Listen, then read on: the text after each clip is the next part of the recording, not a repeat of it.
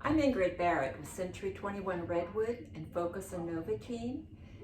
Today, the top 3 is going to be chimney inspections, what you need to know.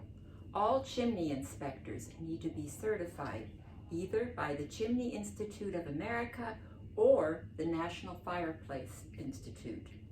There are 3 types of inspections. There's a level 1, which is just a basic. They look to see if there are any issues. Level 2, that's what most buyers should really have, because this is done with an instrument and it will detect things that the visual inspection could not. Then there is level 3, which is, you've already had a level 2, there are issues, and they actually need to go into the chimney, maybe even take some of it off, just to see what damage exactly there is. If you have any questions regarding this, please contact us at Focus on Nova.